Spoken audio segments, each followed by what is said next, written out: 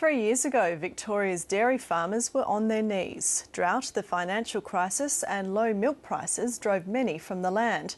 Remarkably, today, despite the high dollar and supermarket price wars, the industry and exports are thriving, and many who left are returning to their farms. James Bennett reports. In 2008, Andrew Fremantle decided he'd had enough of drought-driven losses and went to become a policeman. In northern Victoria, I think it's as good a place to only milk cows if there's water, and that's a big thing from this area.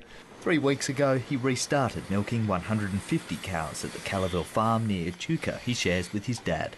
We've had 10 years of drought and a flood in the last 10 years, so it'd be nice to settle back into a normal pattern again and be able to make a profit instead of what we've been doing. At his family farm outside Swan Hill, Grant McNeese has just spent $450,000 building a new dairy where his mothballed one stood idle for 3 years.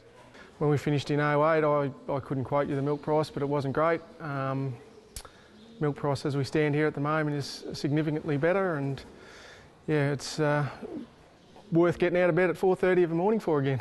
A Dairy Australia survey earlier this month found that more than 90% of Victorian farmers made money last financial year, compared to only 50% the year before.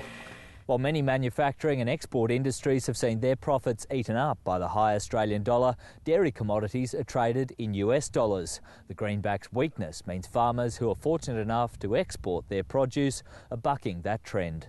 It's really been a story about very good export demand, driven from China, but also over the last 12 months or so that supply hasn't really been able to keep up with that increased demand.